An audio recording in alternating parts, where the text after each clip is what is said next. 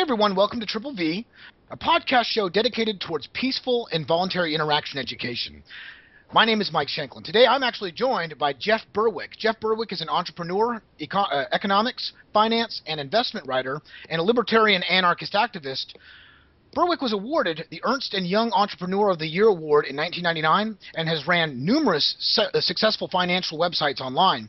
You can find the bulk of his activism work over on his website, dollarvigilante.com, or on his YouTube channel with the username The Dollar Vigilante. So you just add the at the beginning of that. Berwick, I believe, is broadcasting live out of Mexico. How you doing, Jeff? I'm doing great. How are you, Mike? I'm doing pretty good. How's Mexico doing? It's doing just fine. A nice sunny day, like every single day of the year.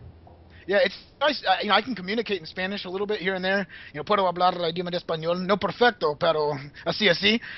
So I can talk to some people in Spanish over in Mexico, but if they only speak Spanish, it doesn't really translate into great video on my website, which is in English, obviously. So, good stuff having somebody who can speak English, living in an environment where it's kind of different than this different statism. I guess we could work. Before we get too deep into this, though, I want to give you a chance to first of all explain kind of your philosophy. Obviously, you're a voluntarist.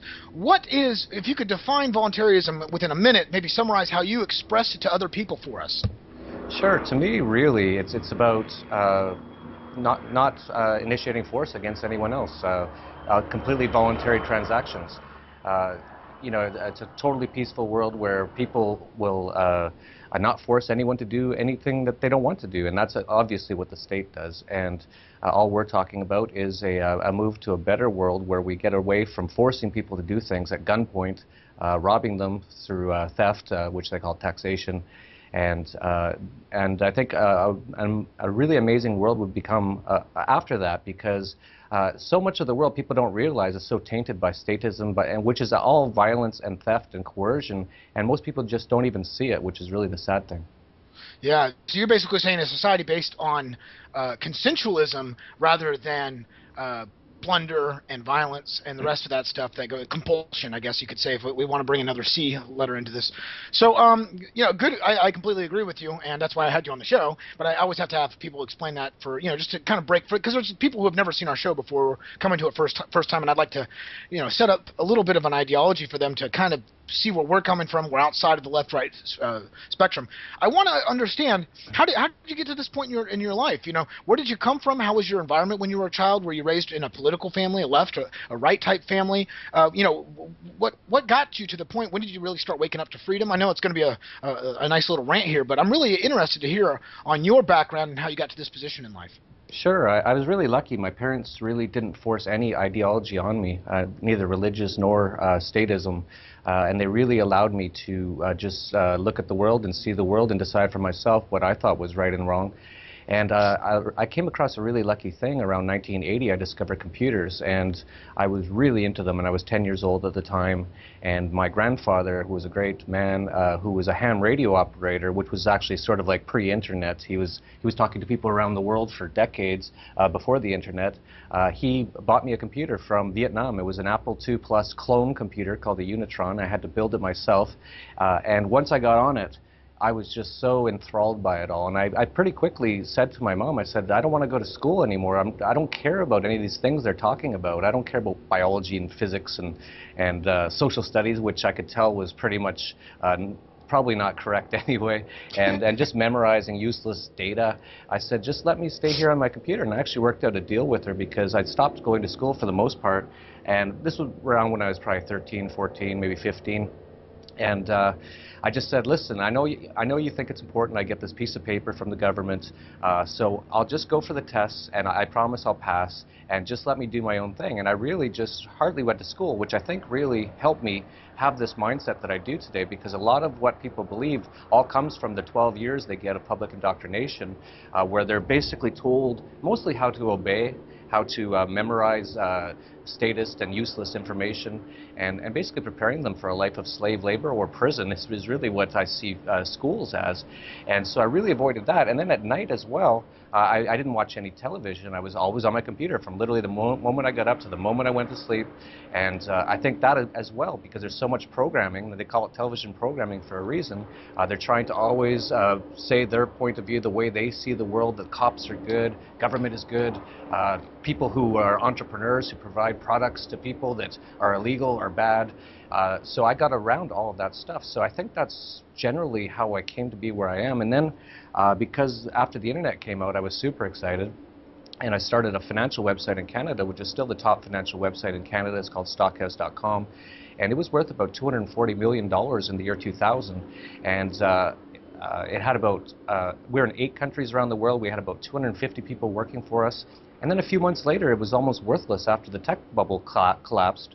And I would actually go to MBAs and stockbrokers and ask them what happened. And almost all of them would just shrug their shoulders and say, that just happens sometimes. And I didn't accept that as a very good answer, but I couldn't find the answer. So I decided I was going to buy a sailboat, and I did in 2004.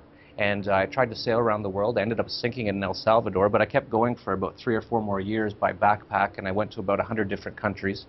And along the way, I came across Austrian economics, which completely explained the tech bubble, completely explained every bubble. And it was all just so plain and obvious that I was just amazed and shocked that hardly anyone knew this stuff. And along the way, I also came across writings of Doug Casey, and he was writing about some stuff that was of interest to me at the time. He wrote an article. The first article I remember reading from him was about, don't be really nice to these customs and immigration people. And I was going to different countries every few days, so I really understood that. And I actually remember thinking to myself in my head, wow, I didn't know you could even think this way. And I went down that path, started reading everything I could. And one day I had dinner with Doug Casey, and he asked me a bunch of questions. And at the end of it, he just said, oh, well, you know what you are, don't you? And I said, no, what am I? And he said, you're a libertarian. And I had never heard that word before.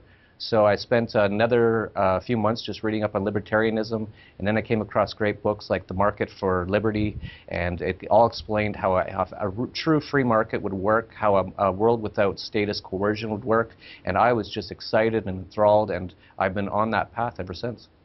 Yeah, good stuff. And it's kind of ironic, while we're speaking about the status indoctrination that most people were going through, at least at the beginning of your little topic right there, you could hear the military helicopters above you in Mexico. It's kind of funny. If anybody doesn't even see the statism they're in, well, it was proof right on this video podcast. It's just kind of ironic. Yeah, but, right behind me is a Navy battleship, and right to the left of me is a Navy and sort of an Air Force sort of base. And it's sort of funny how some people say, well, Mexico is a failed state. And I always laugh. I say, well, you say that like it's a bad thing. But it really actually isn't. There's a lot of money being funneled in from the U.S. government to support this idiotic war on drugs, which has been one of the worst disasters in human history. But in general, it is quite free down here. But you do hear and see some of the helicopters and police from time to time, that's for sure. Yeah, well, let's get into your website, the Dollar Vigilante. What do you mean when you say, because some people might not understand what the whole Dollar Vigilante slogan or motto is for. What is the main message of your website? If you could, basically summarize that for us. Sure. After I discovered Austrian economics, I was amazed that hardly anyone seemed to understand how the actual monetary and financial system worked. And around 2006, I was saying, I see a major crisis coming up, but I wasn't sure if that was going to happen or not. So when it actually happened in 2008, it really verified that what I was seeing was true. And I really decided that it was time to get out there and start telling people about what I'm seeing. So I started up the Dollar Vigilante, and it's actually a takeoff that old term bond vigilantes, because back in the 70s, in order to keep these governments somewhat under control, some bond vigilantes would sell their bonds if they inflated too much or if they went too much into debt. Well, nowadays, the biggest buyer of debt of the U.S. government is the Federal Reserve, which is the central bank. So they just print money to buy the debt.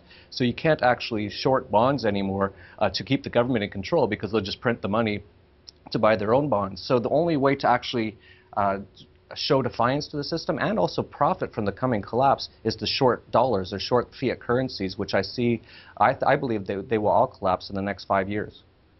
Yeah, well, obviously, the paths aren't sustainable, right? I mean, if anybody can look at our environment, anybody who actually has researched this on even a minuscule level has seen our the debt. And I don't want to call it our because it's not. I'm not the one running up this debt. It's a group of thugs over here in this building. They have this debt that's continually going up. More than our production every year. We're almost at $17 trillion in debt. And I'm not blaming just one party here. Both parties have been taking part in this for a very long time. Government has always continually increased it, especially in debt. Then you have the Federal Reserve that comes out here and can just basically print, type in a couple ones and zeros on a computer and transfer money around here like it's a game, right? And then you obviously have taxes. Those are the three ways to fund revenue. What we're seeing here, though, is that we are not on a sustainable path. Taxes continue to rise.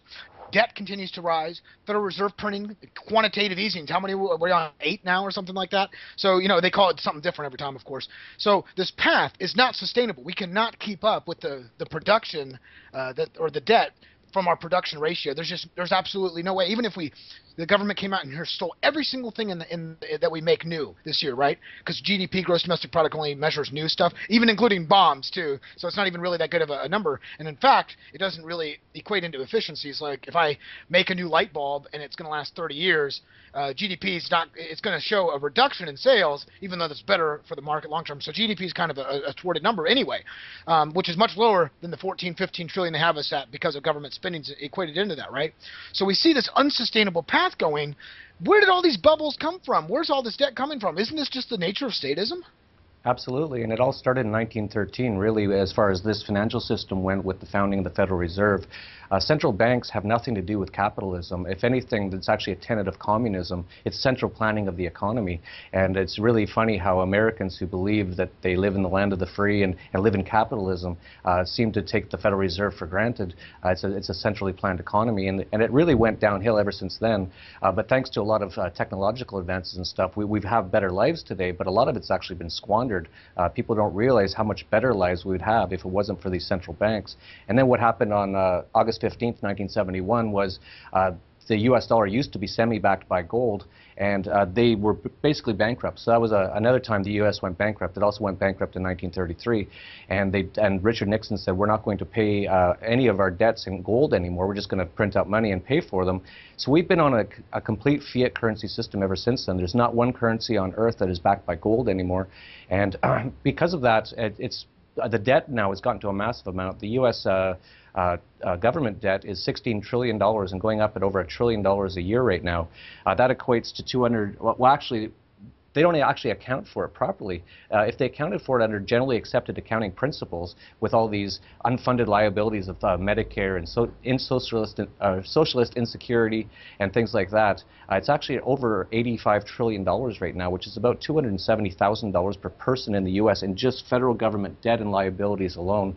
So that's over $1 million for a family of 4. So this is very quickly reaching the end game here, and you can see that happening with what they talked about recently. They talked about, well, we'll pay off our debt by printing up a platinum coin, and we'll say it's worth $1 trillion, and that's what we'll pay off our debt. Like, this is very Zimbabwe-style stuff, and it's getting serious, and it has been serious for a while, and it's going to get very serious in the next few years. Yeah, it's reminiscent of the Weimar Republic. Very sad. I mean, to once again bring back the statism conditioning that we're trapped into through the education system. They can't even, like our 6th grade teachers in public school, they couldn't hit on the non-aggression principle to its rational conclusion, right? They have no incentive to expose themselves, and this is kind of the whole thing here. If like you were saying, if we used GAAP and these generally accepted principles from accounting, the regular, like what every other business has to go through, and when they're audited and the rest of this, government would have been labeled bankrupt and out of business long ago. The only reason that they can stay in business is because they are legally allowed to point guns at the rest of us. So it's basically just a violent monopoly. I like what you're saying too about basically how the government, like through Freddie and Fannie, they created these bubbles through toxic assets. So they basically encouraged home ownership. And I know you already know this. I want to hear your side effect on this too. So you have Freddie and Fannie, which basically were kind of toxic assets diverters. So you could go to the government, went to Bank of America and Citigroup and all these other companies and said, hey, we'll back you up, implicitly. At first it was, well, actually it was implicit and then explicit. So they said, we're going to kind of back you up. So you guys can privatize all the profits and just socialize all the losses. We'll transfer all the toxic assets over to Freddie Mac and Fannie Mae. So basically, you have a corporatist system above us that's just raking in all this money, and they can only, there's a reason, do you agree, that none of like the Rothschilds and none of the big bankers or government officials, none of them are voluntarists for a reason, because they have to use the kind of government to create these housing bubbles which make them look good in elections and only cause problems, decades down the road. Do you agree with that? Oh, absolutely. The financial system is one with the government now, and it's a very fascist system. And these two systems help each other. And that's actually the main role of the Federal Reserve, is to finance the government and to make sure these banks, which are zombie banks, never die. And it's really incredible, exactly how they do all these things. And talking about the housing bubble, Paul Krugman, who writes for the New York Times, and he calls himself the Nobel Peace Prize winner in economics. There is no Nobel Peace Prize in economics. There's a Swedish central bank economics prize in honor of Alfred Nobel, which he always calls the Nobel Peace Prize in economics, or Nobel Prize in economics. And he, after the tech bubble collapsed and after the recession that went through after 2001, he called for the housing bubble. He said we have to create a housing bubble to get out of this recession, and he called for it, and he got it, and that all collapsed as well. These are just symptoms of the problem, that we have these people controlling the economy. The economy shouldn't be controlled by a state. It should be just free market interactions of people, and money itself should never be controlled by the government. You never want the government to do anything in the first place, and least of all is money, the most important thing in life in terms of an economy, if you want to actually have things, unless you want to barter or live in a commune where with a few people, and that usually doesn't work out too well, as the Soviet Union and China and all that kind of showed. It's the most important thing, and Rothschild actually said this centuries ago. He said, let me control the money, and I don't care who makes the laws. So it's really, and people get confused though. They think bankers are bad. A real true free market banker isn't bad at all. He's just a person who holds your money, usually it's gold or silver, whatever it is, and when you want it, he gives it back to you. That's really all banking is, but it's been all twisted now, and now they're all part of the government, and they can create as much money as they want, and there's fractional reserve banking, which is all legalized, and it's created where we are today, and this coming collapse will all be created by this system, and hopefully people realize that it's not actually capitalism and banking that is bad. It's state control of the economy that is the problem. You know, it's so funny. My next question was, do you believe in free society banking and free market banking? That was the very next question I was going to ask you, because I completely agree with you. I have the right, with my property in a free society, to give it to somebody else, have them loan it out to somebody else, and make a little bit of interest for me, and they keep some, or whatever voluntary agreement we can come up with. If I want them to reserve 5% of it or 25% of my money in the holdings, so if the other person defaults on the loan, I know I still have some left. Hey, that's the risk I take for trying to get interest, right? There's obviously risk involved with all profit, except for in statism, where you have a gun pointed and you can just tell people whatever to do, and they have to do it. So it is really, if you take the bigger picture of this, the corporatist picture, none of these people up here are anarchists or voluntarists. They are all the biggest government supporters you can find. The people at the top of these corporations, they support and they propagandize. What was it? I think it was Citigroup or one of them. Maybe it was Goldman Sachs, I think. Goldman Sachs had the video that came out, and it was like, all America and freedom and Merry Christmas and all that good stuff. You know what I'm saying? Well, all they're doing is propagandizing the fools around us, the people who are clueless on this information, on the real reality of the world in epistemology. They're just trying to drive the wedge that you already live in a free society. There's nothing to think about. Sit in your chairs, keep watching American Idol, and have a great night, and don't worry about the future. That's the message they're trying to send to everybody, because they want to keep the government as it is today. There is no such thing as Obama wanting change, right? Even when Bush ran on the platform of change back in the 2000s, these people don't really mean change at all. I mean, that's the whole joke about it. Government doesn't change. It's set up perfectly as it is to steal from you. If it changes, it's only to take away from you, not for the betterment of you. So government, I think you would agree, the smallest governments have always historically turned out the largest, right? Oh, absolutely. And Stalin also ran basically on the platform of change. And I think actually Obama is changing things, but he's changing things for the worse. You see how much of a police state the U.S. is becoming now, and how now almost everything is being criminalized. This is very This is how typical of these systems as they start to collapse. They try to make their own citizens criminals. They try to take as much money from them as possible, and that's why we're going to see taxes rise and rise. You're seeing that in France right now with the income tax rate, top income tax rate of 75%. Nicolas Sarkozy, the old Prime Minister of France, he actually just left. He defected to the UK. Gerard Depardieu is a famous actor, is worth over $100 million. He defected to Russia. And isn't that funny how 20 years ago you couldn't imagine someone leaving from Europe or from the West, from the US, and defecting to the Soviet Union. But that's how these systems go. They go in these waves. So they start small. And that's actually where Russia is right now, because they had their collapse. Now they're small again. Their income tax rate's 8%. They'll probably create a massive amount of wealth because of it. And then the government will start to take it all and eventually collapse the system. That's exactly how all these systems go. And that's why it's very dangerous to ever start a government, because no matter how small it starts, it will end up very large until it collapses, because that's just the nature of the system. And you look at the US, that's the exact best example on earth. This was the smallest government on earth 200 years ago. Today it's by far the largest. It can blow up the world 1,000,000 times over. They even had plans to blow up the moon a few decades ago just to see if they could do it. You know, like, this is how out of control this state has gotten. In the US, the police state, there's millions of people in jail in the U.S. They have 25% of the prison population with only 5% of the world population. And most of them are in jail or cages for victimless crimes. Usually things like having a flower in your pocket, marijuana, a nice little plant that's really enjoyable. You know, so this is where the system is going. And that's part of what we write about at the Dollar Vigilante is, if you can, we really advise people to get out of the U.S. I really see it going the way of the USSR in the next few years. Yeah, it obviously is really sad. I guess, you know, one thing I'd like to hammer on here while we're still on the topic of money before we move on to other topics is bringing up the fact of what's called legal tender laws and the monopoly control of currency, like you were saying. So basically, the government has now created this paper dollar, which has no backing, right? So it's not backed by gold or any other tangible or precious metal. It's just out there by the full faith of your government, right?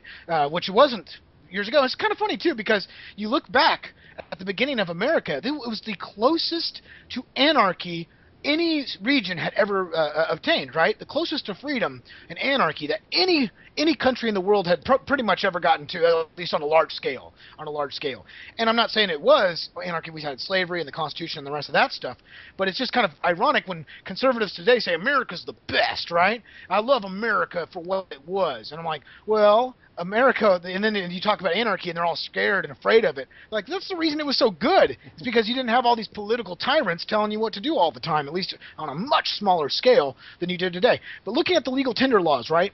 So with the creation of the income tax and the Federal Reserve in 1913, while everybody was opening up Christmas presents, they were scheming and making this central bank system that's going to it led to the system we have today, where 3.5 cents on the dollar is what we're looking at. You know, going back to 1900 or 1913, your dollar, that $1 bill, is now only worth about 3.5 cents because of the inflation that's gone through it. But this is only possible because of legal tender laws. So basically what the government did, and obviously you know this, Jeff, it's for other people out there, legal tender laws basically said, here's this dollar bill that the government made.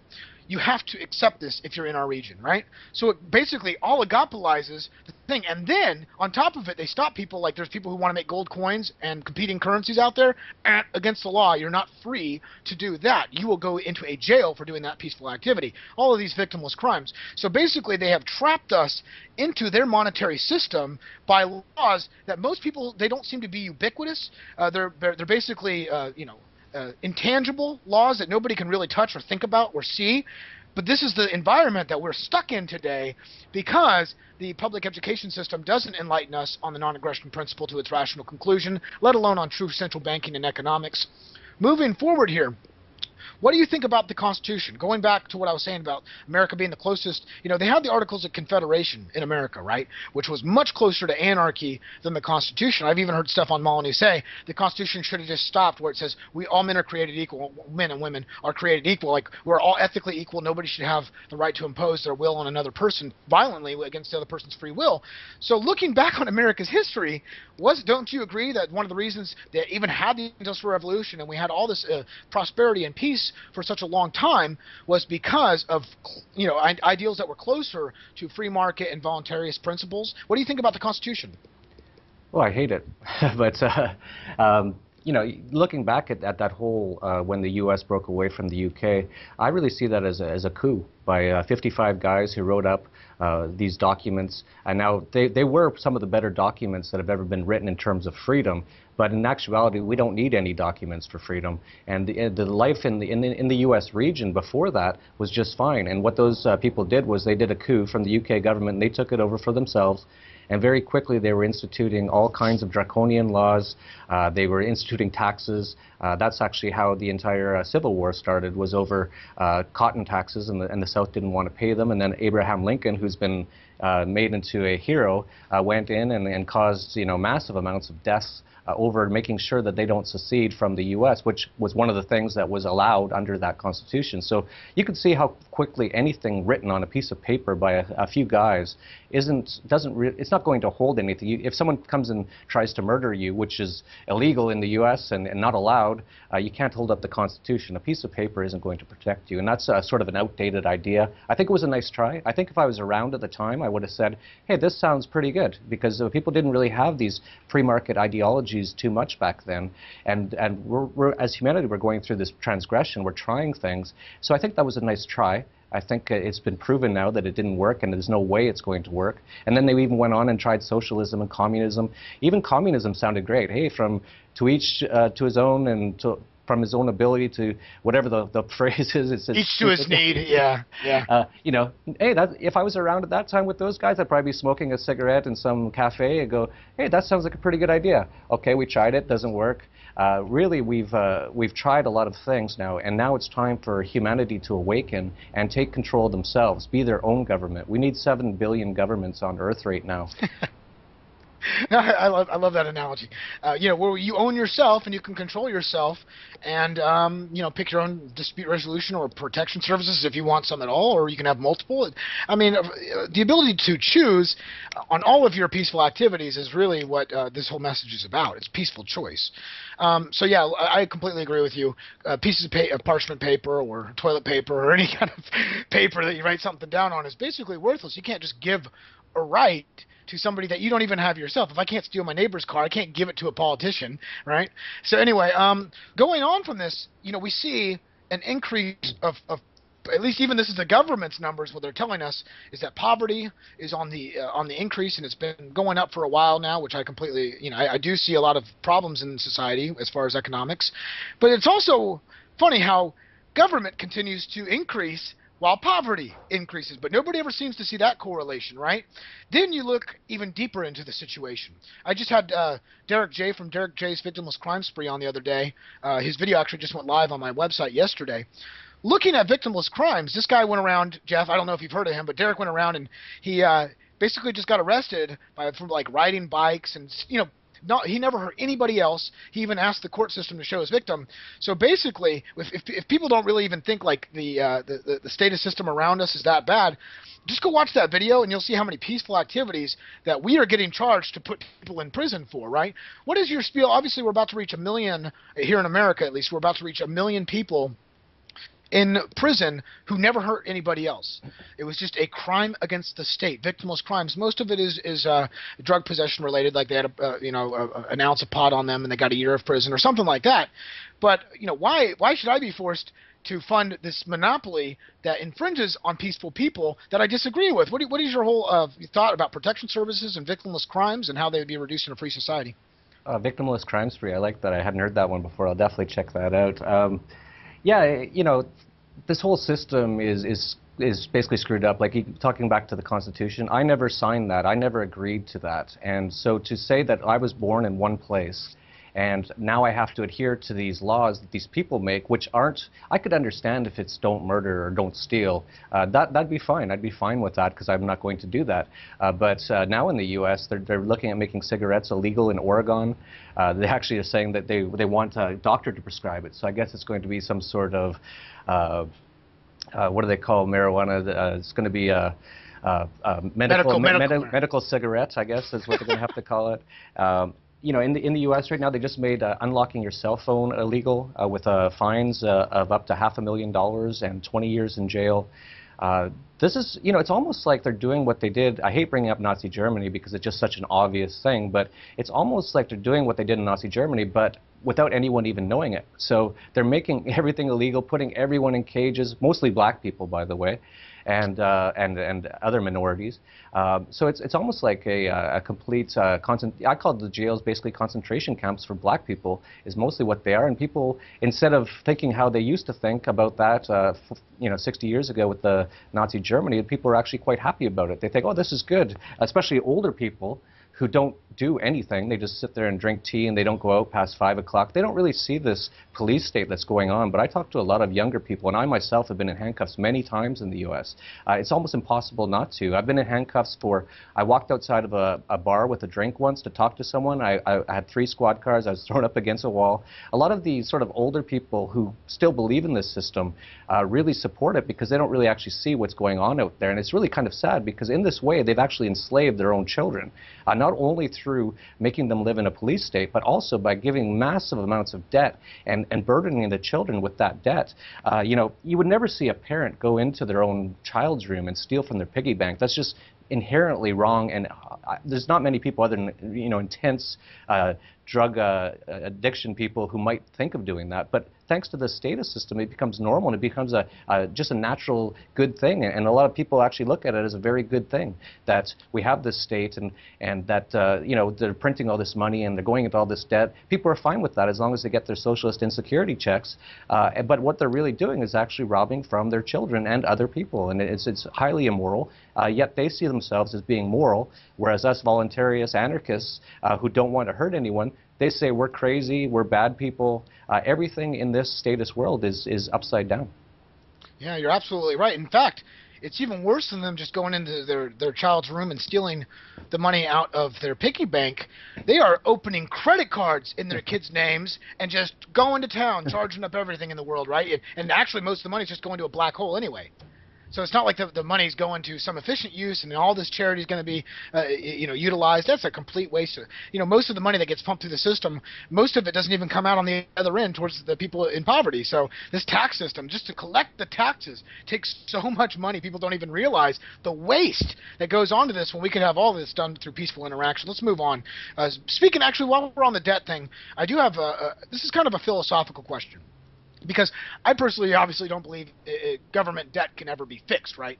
It's not in government's interest to really fix their debt. They have no incentive structure to say, oh, we're going to go out here and do the right thing, right? I mean, the people inside the parties always need problems so they can boast about them flamboyantly so they can get reelected. So they need the problems so that they can continue to gain these recruits. I personally don't believe that accepting debt as mine is ethical and moral. Not only do I believe it can't be paid off in statism anyway, like these people are saying, we can fix the debt this way, and they bring all these proposals. I think it's a waste of time. What is, you know, I even had a video. It was called You Are Not the Government. Go check that out, folks. I'll try and include it in the description section if I remember.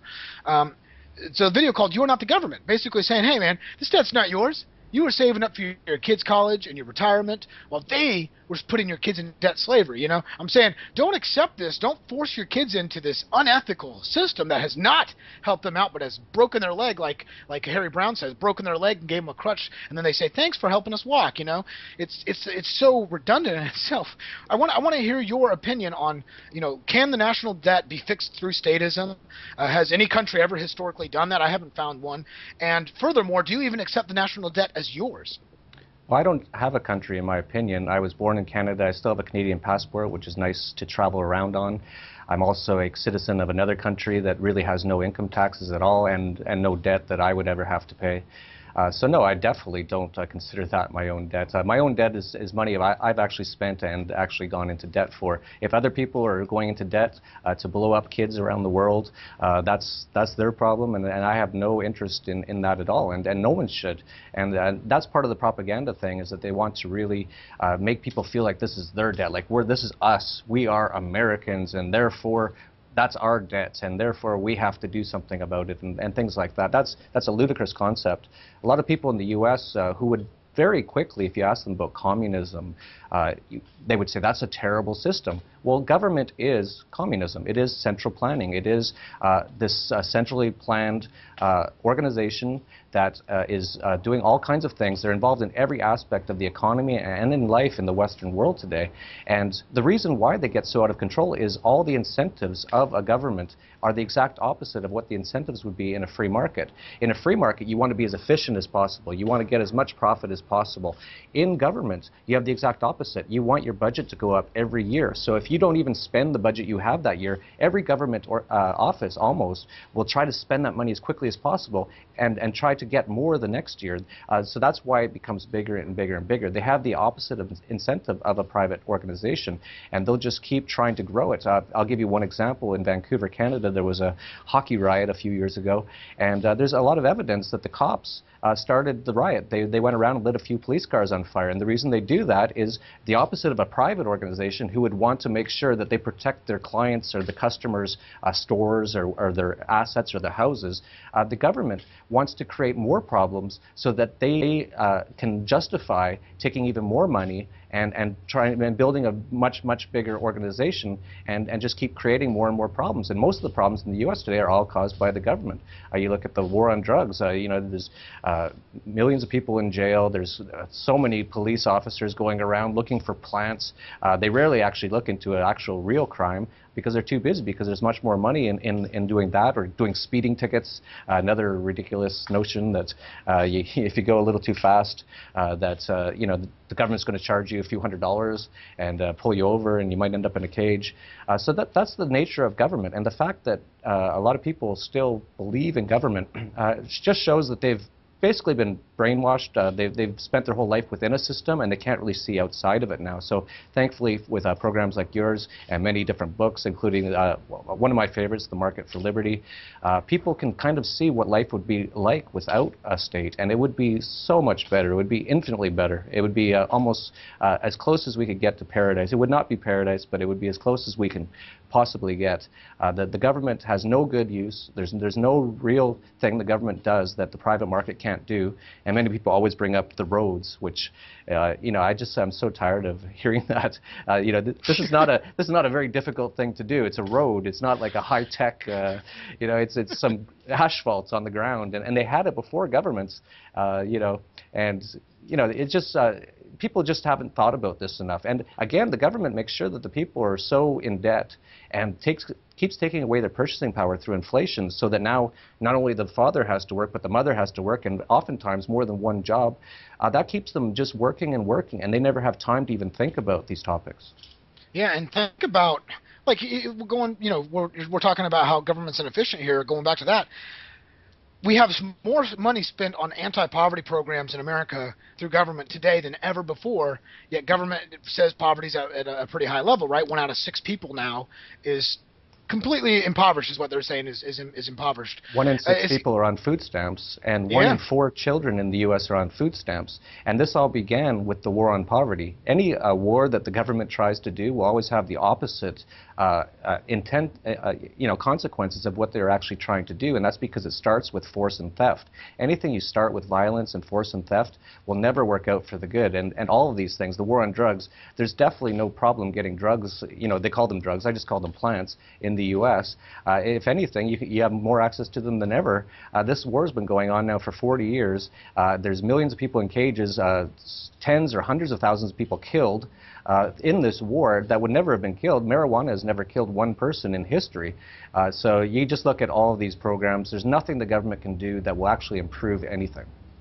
Yeah, and they have no incentive to. I mean, if we ended poverty tomorrow, that would put a bunch of people in the anti-poverty government business out of business, right? So they'd have to go get real jobs in the private sector. They don't want to have to mess with real work. It's so much easier just stealing from other people, having this position where you make $100,000 a year, and then you can just disperse some of the money out to the rest of these people. It's a money scam, really. That's what it really comes down to, is a money scam, and they can only do it through the gun of government. So government is the gun in the room that most people don't want to admit is there or see.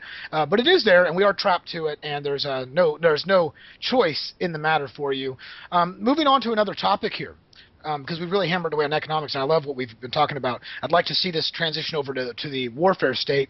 It seems that, I mean, do you believe that large-scale warfare would be possible without statism, without these systems that come in here and steal trillions of dollars so they can give their money to their corporatist friends in the military-industrial complex, and then these people, these different states can fight against each other? I mean, wouldn't that be eradicated in a free society when they don't have the ability to steal this money from us and by trillions of dollars?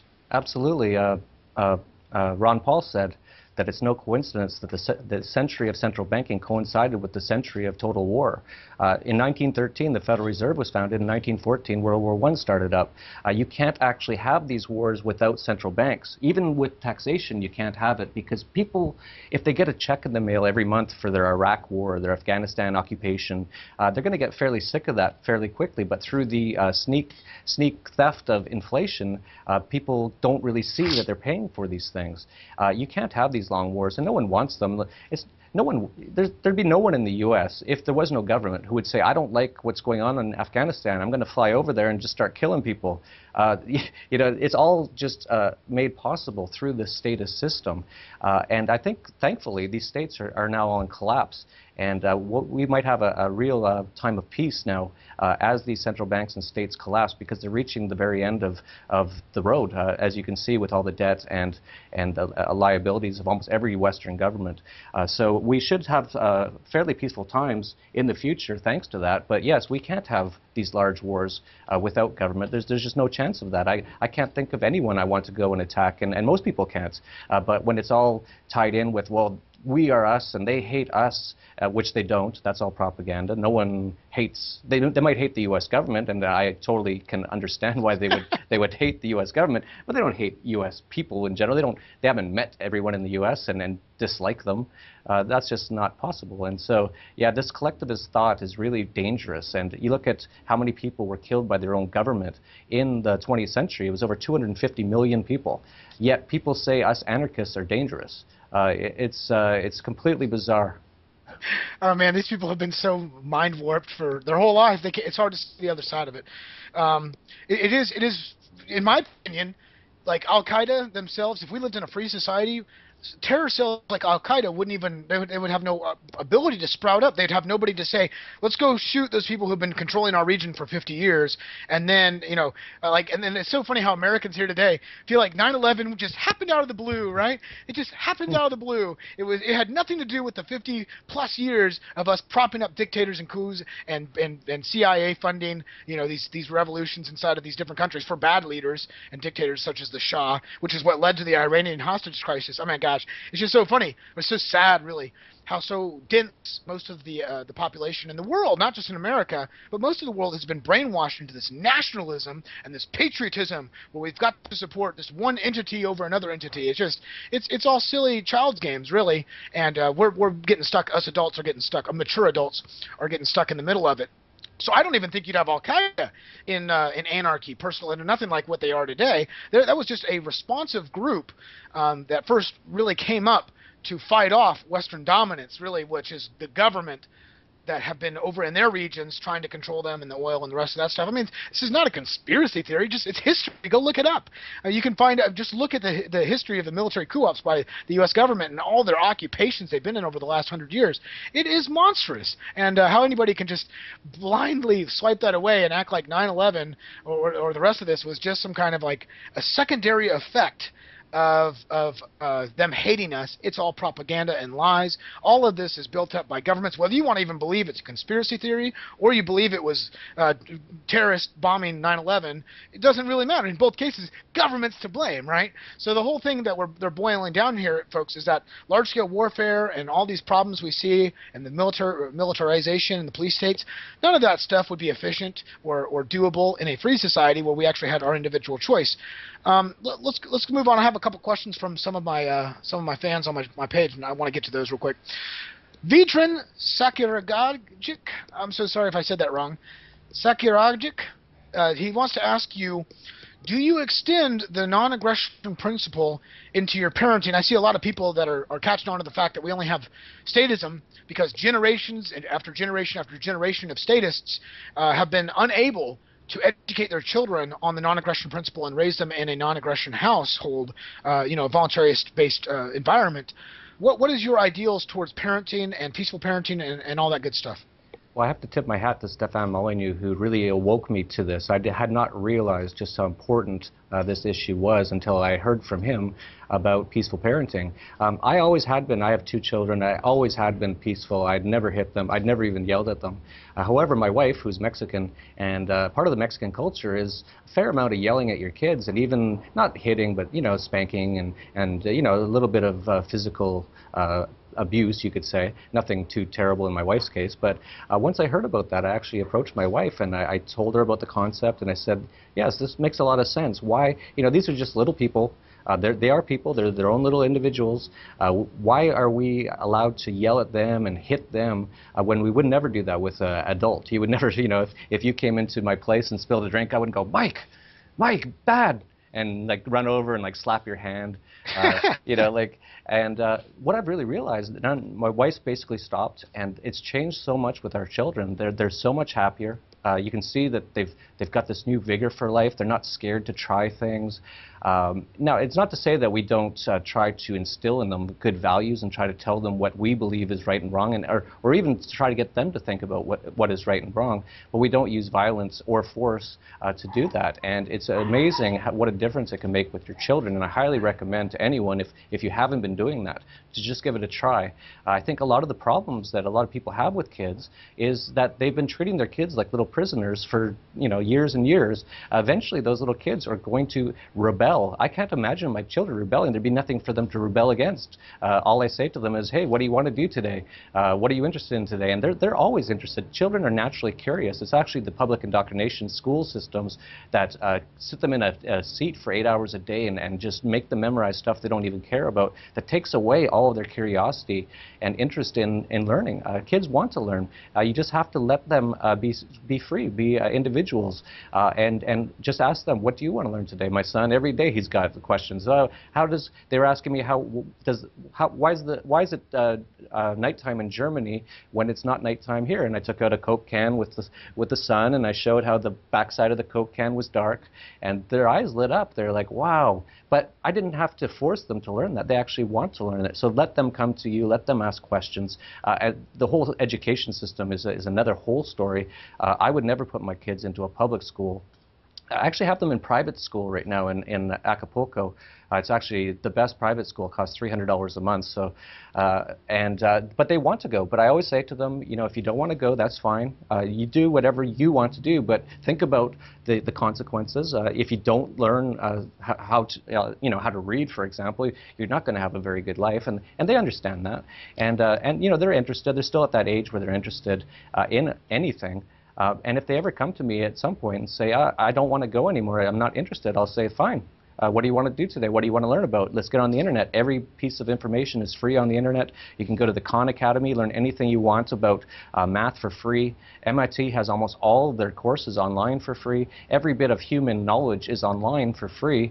It's ridiculous now to actually put your kids through 12 years of this basically indoctrination and obedience classes, and then put them in another 4 years where they get indebted, sometimes over $100,000 or more, to basically learn things that they could learn very easily on a computer, and not to mention that most of the things they teach are wrong. You look at economics classes in college, they teach Keynesian economics. That's actually status economics. It's totally wrong economics. So you're actually, if you're sending your child for 4 years of college and spending hundreds of thousands of dollars, they're actually not even going to learn, they're actually going to learn things that aren't even true.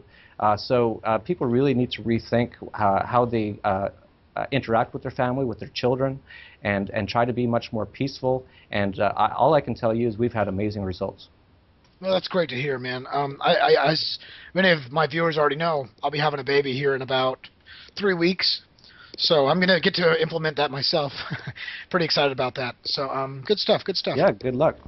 Thanks, man. we'll be okay. If there's any place that the child's going to be all right, I think my house is going to be just fine. So, I have another question from Jeff Santos. He wanted me to ask you, what do you say to the statists that always say, if you don't like things, how things are done here, why don't you just move? he's so tired of hearing the weak deflectionist retort, and he wants to hear how you kind of handle that argumentation. Oh, that's my favorite when someone says that, because I already have moved. So I'll be in Canada, the U.S., and someone will always say that. You always hear that. If you don't like it so much, move. And I always say, I did, and it's been awesome. And they have no response to that. You know, they just stand there like shocked, like, oh, like, really? Like, they usually don't even have a question after that. They usually just walk away kind of confused. You know, people have been sort of, you know, sort of indoctrinated to stay where they are, almost like medieval serfs, almost like plants. They have their roots in the ground, and they just don't really even think of going somewhere else. And that's part of the problem, especially in the U.S. You know, most of the world is quite voluntarist and anarchist. The U.S. is one of the worst. And it's partially because of all the things we talked about, but also not many Americans even have a passport. And they're told that the world around them is very dangerous. They're told that Mexico is incredibly dangerous. You know, I only get kidnapped when I go to the U.S. I've never been kidnapped anywhere else by people in blue costumes, but still, it's not very enjoyable. You know, the media and the government have a great interest in making the world seem scary, and that's what the nightly news is mostly about. If you travel around, I've been to over 100 countries, you really realize that the world is an amazing place. There's amazing people in every place. There's also terrible people in every place. Almost every place has its good and its bad, just like anywhere else. But there definitely isn't a really dangerous place that I can think of, other than the places that the U.S. government have gone in and completely destroyed, like Iraq and Afghanistan and places like that. But any place where they haven't had those things happen to them, it's in general better. It's much more free. That's why I live in Mexico. You can do almost anything here. I ride with a scooter with my headphones on, with no helmet, no license, no insurance, usually drunk. And you know, if I fall over a little bit, the only thing that I've ever had a policeman do to me is kind of pick me up and laugh and send me on my way.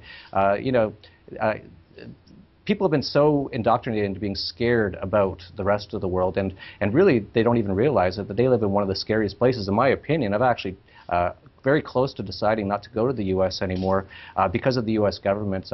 Every time I go through customs now, I get sent to the back room, and they're doing so many things now. For example, there was a Canadian professor, 66-year-old professor, or not professor, he's a psychologist, and he was going from Canada to the U.S. just through the border to pick up a friend at an airport, and they sent him to a back room, which he said was like a prison, and they spent hours going over the internet looking up stuff on him, and they found an article where in 33 years ago, he had written about how he tried LSD because he was interested. And back then, actually, psychologists were very interested in LSD to be used as a way to find out things about the human brain. Right. And they said, well, you've just admitted drug use. You're never allowed back in the U.S. again. So you can imagine with the things that I talk about that they could look up a lot of things on the internet, and I could be in Guantanamo Bay for the things I've said, which are all very peaceful but very against the state. And you know, with all the laws and rules in the U.S., I'm sure they could find 10 things that are illegal that I've said I've done. So it's very dangerous to go there right now, in my opinion. It's one of the most dangerous places on earth. Yeah, you're absolutely right. And imagine, too, anytime somebody says, hey, why don't you just go ahead and move away, I always like to say, well, first of all, if I do that, the government's going to try and take about 25 to 30% of my money just for moving out of their region. And then for 10 years, they're going to at least try to tax me for any income I have outside of that. Furthermore, this is my property, and I'll do whatever I damn well please. This is not, you didn't labor 50 hours a week to have this house. I did, you know? So why don't you just take a hike and stop pointing guns at me? That's the problem. Not that I want not you to stop pointing guns at me, it's that you're pointing a gun at me, you bastard. Well, plus, according to Obama, you didn't build that, right? This is the mindset. Yeah, it really is. I mean, to them, government's the reason for everything. It's the reason we have any prosperity we have, is all a complete lie, obviously. Technological advancement comes from a competitive free market, or one that's closer to it. And that's why most of the technological advancements we've seen in humanity, at least historically, came from when America was closer to a freer society compared to today, when government's 6 times the size it was just 100 years ago per capita with inflation adjusted. Well, there is one exception. The government did create the internet. Al Gore created the internet. So. that is obviously a joke too, because there's a great Wall Street article I'm going to post for everybody in the description section, which completely blows that whole myth out of the water. Government did not. It was not government entrepreneurs that started up the internet. It was actually a bunch of private entrepreneurs that were contracted with them, and it's there's a great article I'm going to post in the section below. Let's go ahead and I want you to get to your websites and URLs. What kind of information or URLs and website domain names do you want to give people real quick so they can come and see your work? Sure, I've got a bunch. One that your audience would probably be most interested in is Anarcast, which is a anarchy podcast. I just interview voluntarists, anarchists, almost every week, and you've been on there, Mike, and that was actually one of our best podcasts, so check that one out on anarcast.com. And I also write at dollarvigilante.com, and that's just mostly about the collapse of the state and the financial system and how to protect yourself and profit from it. And for those looking to, and that's at just dollarvigilante.com, and for those who might want to get out of the U.S., we actually are helping free people. We're trying to free slaves. We have tdvpassports.com, and we're helping people get passports in other countries so they can get away from the U.S. government. Amazing stuff. I'd like to hear more of that. Maybe I can have you on the show in a couple months. How does that sound? That sounds great. Always a pleasure. Good. It's always amazing to have you on, Jeff. Thank you so much for all your hard work advancing the message of freedom, and keep up the great work with Dollar Vigilante. I love the production and the material that you put out. It's really knowledgeable and focuses on basically a tinge of epistemology, something I think more people should at least try and encourage themselves to research up on and educate themselves on, because really all we have in this world is self-education. But and I guess education from others who have self-educated themselves as well. But thanks again, Jeff, for being on the show. I'm going to have you back on soon, okay, buddy? Yeah, great. And you keep up the great work as well, Mike. Awesome, buddy. I'll talk to you soon. All right, thank you. Guys, thank you so much for joining us today on Triple V. If you guys have any questions, you can always message me over at Facebook. Just go to Michael Shanklin and send me a little message. Or you can go to my YouTube channel, which is Mike Shanklin on YouTube. Send me a message through that route as well, and I will try to get back to you as soon as possible. If you have not had a chance, please run over to Statism Is Slavery. Statism Is Slavery is one of the fastest growing voluntarist Facebook pages. It now has, I think we just hit 12,000 yesterday. I think we're about to hit 12,100 fans today. So it's continually going. We also vote up articles on Reddit and current.com so we can spread the message of freedom and voluntarism to people who have never heard the message before. So every comment that you leave boosts the ranking on these articles and enables more people to see them. Every time you vote it up, more people will be able to see it. This isn't voting in statism, folks, so don't worry. It's all ethical voting, and you're just voluntarily supporting a message. Basically, when you upvote one article, you're ostracizing another. That's one of the more positive ways to think of it. So check out those websites, and if you ever get a chance, throw me a donation too. Since all of this is provided for free to you, we do have to have some funds, and I have to eat some food. So drop on over to voluntaryvirtues.com. You can even do a $1 per month subscription, so it's not much. And if we can get enough people to do that, we got something. We got some real momentum building here. But thanks again for joining Triple V, and I will see you guys soon. Have a great day. Bye.